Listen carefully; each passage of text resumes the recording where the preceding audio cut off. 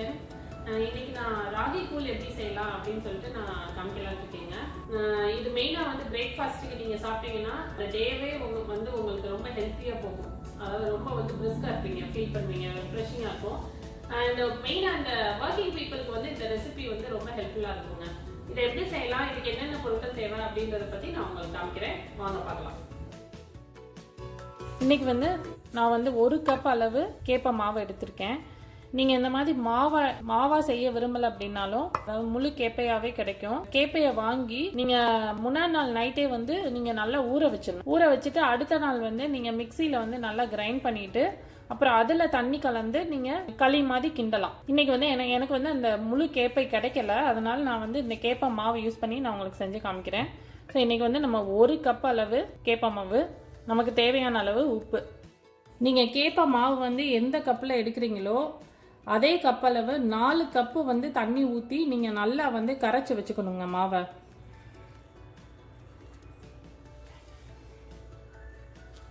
இந்த மாதிரி நல்லா கரைச்சிக்கோங்க. இப்போ நம்ம கூழ் வந்து கிண்ட ஆரம்பிச்சிடலாங்க. இந்த மாதிரி ஒரு பாத்திரம் வச்சுக்கோங்க. நான் வந்து கேஸ்ட் அயர்ன் தவா வச்சுருக்கேன். மண்சட்டிலையும் நீங்கள் கிண்டலாம். இப்போ இந்த மாதிரி நம்ம கேப்ப மாவில் தண்ணி ஊற்றி கலந்து வச்சுருந்தோம் இல்லையா, இதை வந்து இதில் ஊற்றிக்கோங்க. இதை வந்து இந்த மாதிரி நம்ம லோ ஃப்ளேமில் வச்சு இந்த மாதிரி கிண்டிகிட்டே இருக்கணுங்க. நல்லா வந்து இந்த கட்டியெல்லாம் நல்லா ப்ரெஸ் பண்ணி விட்டு நல்லா சேர்த்து கிண்டிக்கோங்க. கட்டியாக இருந்துச்சுன்னா அங்கங்கே கட்டியாக இருந்துச்சுன்னா மாவு வந்து வேகாது. இந்த மாதிரி மாவு வந்து நல்லா கெட்டியாக வந்துடும். இன்னும் கொஞ்சம் நேரம் அப்படியே கிண்டிகிட்டே இருந்தீங்கன்னா நல்லா களி பதத்துக்கு வந்துடுங்க. இதில் மெயினாக நீங்கள் கவனிக்க வேண்டியது என்னென்னா, மாவு வந்து கட்டிப்படாமல் நீங்கள் வந்து கிண்டிகிட்டே இருக்கணும். அப்போ தான் மாவு நல்லா வேகும். குறைஞ்சபட்சம் 10லேருந்து 15 நிமிஷம் நீங்கள் இந்த மாதிரி கிண்டிகிட்டே இருக்கணுங்க.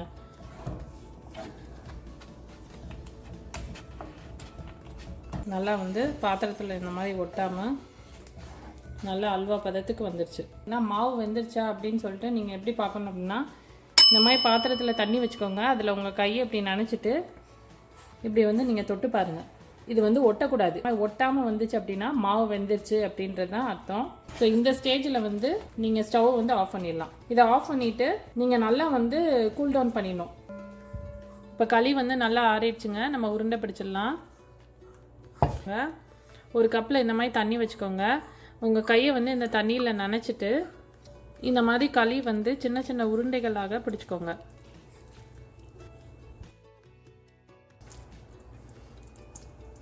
இதில் வந்து நம்ம இந்த மாதிரி நீர் மோர் அப்படின்னு சொல்லுவாங்க. நல்லா வந்து தண்ணியாக இருக்கும். அதாவது வந்து உங்களுக்கு தயிர் வந்து ஒரே ஒரு ஸ்பூன் எடுத்துகிட்டு அதில் நிறையா தண்ணி ஊற்றி இந்த மாதிரி வந்து நீங்கள் கலந்து வச்சுக்கணும். ஒரு மிக்சி ஜாரில் கூட இந்த மாதிரி அடிச்சுக்கிட்டிங்கன்னா நல்லா வந்து கெட்டி இல்லாமல் நல்லா வந்து ஸ்மூத்தாக வந்து இருக்கும். நம்ம உருட்டி வச்சுருக்கோம் இல்லையா, இந்த உருண்டைகளோடு சேர்த்து நீங்கள் ஆட் பண்ணிக்கணும்.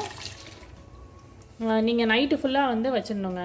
நைட்டு ஃபுல்லாக வைக்கிறதுனால என்ன ஆகும்னா, இந்த ராகி களி இருக்கு இல்லையா, இந்த மோரில் ஊறும் போது நல்லா சாஃப்ட் ஆகிக்கிறோம்.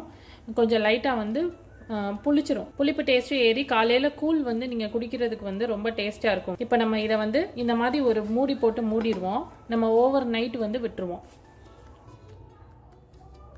இப்போ பார்த்தீங்கன்னா நல்லா வந்து அந்த உருண்டைகள் எல்லாமே வந்து நல்லா ஊறிடுச்சு பாருங்கள், சாஃப்டாக இருக்குது. நம்ம அதோட சேர்த்துருந்த அந்த மோரும் வந்து லைட்டாக வந்து ஒரு புளிப்பு டேஸ்ட் வந்து அதில் ஏறிடுச்சு.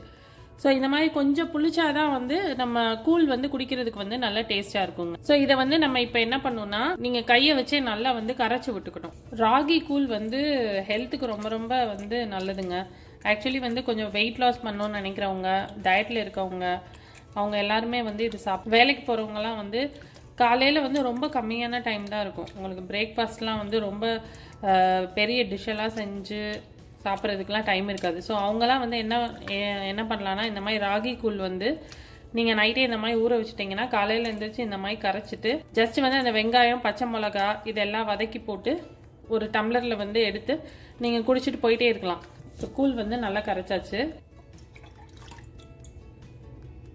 இப்போ நம்ம கரைச்சி வச்சுருக்க கூழில் வந்து நம்ம தாளித்து கொட்டிடலாம். அதுக்கு என்னென்ன பொருட்கள் தேவைன்னு சொல்லிடுறேங்க. இது வந்து 1 டீஸ்பூன் கடுகு, 1 டீஸ்பூன் உளுந்து, 1 டீஸ்பூன் சீரகம், பொடி பொடியாக நறுக்கிய வெங்காயம். சின்ன வெங்காயம் யூஸ் பண்ணுறது தான் ரொம்ப டேஸ்ட்டாக இருக்குங்க. அதுக்கப்புறம் பொடி பொடியாக கட் பண்ண பச்சை மிளகா, கருவேப்பிலை, ஒரு குட்டி பீஸ் இஞ்சியை வந்து பொடி பொடியாக கட் பண்ணி வச்சுக்கிட்டேன். இப்போ எண்ணெய் நல்லா காஞ்சிருச்சு. இப்போ நம்ம எடுத்து வச்சுருந்த கடுகு, உளுந்து இது ரெண்டையும் ஆட் பண்ணிடுவோம். இப்போ நம்ம எடுத்து வச்சுருக்க சீரகம், இப்போ நீங்கள் ஃபைனலாக எடுத்து வச்சுருக்க வெங்காயம், பச்சை மிளகா, கருவேப்பிலை, இஞ்சி பொடி பொடியாக நறுக்கியது இதையும் சேர்த்து இதோட ஆட் பண்ணிக்கோங்க. இது எல்லாத்தையும் நல்லா வதக்கிக்கோங்க. இப்போ வெங்காயம் வந்து நல்லா வதங்கிடுச்சுங்க. இந்த கலவையை நம்ம கரைச்சி வச்சுருக்க கூழோட மிக்ஸ் பண்ணிடலாம். மிக்ஸ் பண்ணிவிட்டு நல்லா கலந்துக்கோங்க.